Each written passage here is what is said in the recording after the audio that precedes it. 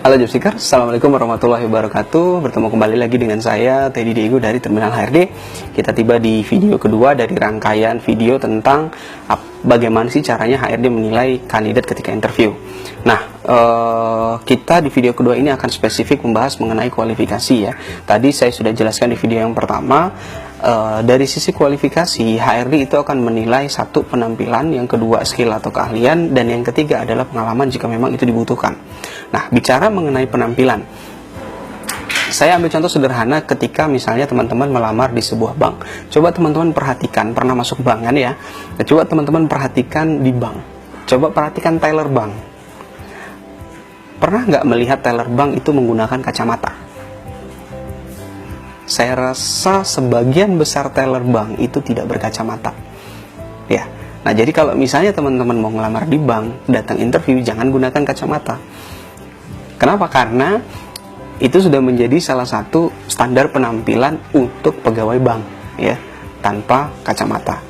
Coba perhatikan pakaiannya. Biasanya formal sekali dan ala eksekutif muda gitu ya, rapi, wangi ya, dan mereka biasanya berdandan ya, yang pria rambutnya gitu ya, terus wajahnya cerah gitu. Biasanya tampilannya sangat necis gitu ya. Nah, jadi kalau misalnya teman-teman ingin melamar di bank, dari sisi penampilan juga harus bisa disesuaikan. Untuk apa?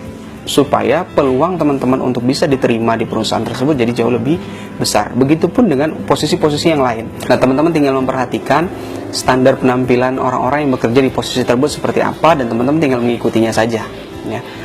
Nah, yang kedua itu adalah skill atau keahlian ya. Saya ambil contoh misalnya seorang programmer.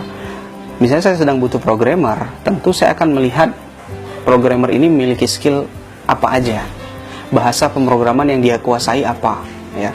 Nah, programmer kan berbeda-beda. Biasanya sudah ada standar skill atau keahlian yang spesifik ya. Misalnya saya, programmer saya itu lebih senang menggunakan framework YII ya, sehingga website saya pun mayoritas dibuat menggunakan framework tersebut. Nah, kalau misalnya saya mencari programmer, otomatis minimal saya juga akan mencari orang yang menguasai framework tersebut ya.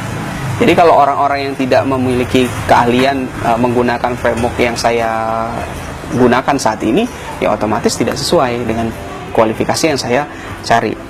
Oke? Nah, bisa juga misalnya contohnya seorang teller atau customer service. HRD akan melihat misalnya skill atau keahliannya dalam berkomunikasi. Melihatnya gimana, Pak? Contoh sederhana adalah apakah teman-teman ketika berbicara itu masih menggunakan logat kedaerahan, ya, logat kedaerahan. Misalnya bahasa Indonesianya campur Jawa gitu ya, atau bahasa Indonesia campur Melayu ya, atau campur Sunda gitu ya. Jadi untuk di beberapa posisi, khususnya untuk posisi-posisi yang berkaitan dengan customer, baik itu CS ya, atau telemarketing biasanya, atau misalnya teller juga termasuk ya di bank, atau juga misalnya marketing gitu ya. Logat kedaerahan ini biasanya akan mempengaruhi. Semakin teman-teman bisa menggunakan bahasa Indonesia dengan baik tanpa tercampur dengan logat kedaerahan, biasanya peluang lolosnya akan lebih besar. Itu contoh ya. Nah, yang ketiga tadi adalah pengalaman.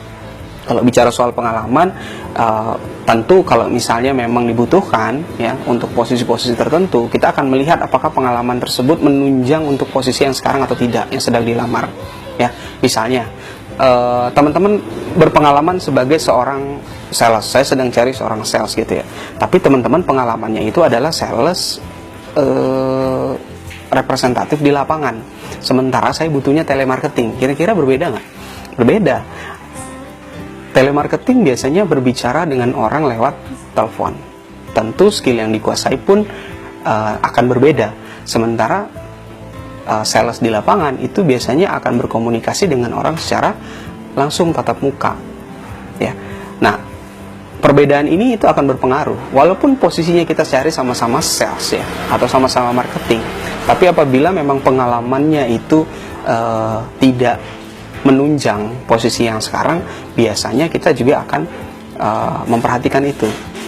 Semakin sesuai pengalaman tersebut dengan posisi yang sekarang sedang dilamar, otomatis peluang untuk bisa diterima juga semakin besar. Oke, demikian untuk penjelasan mengenai kualifikasi.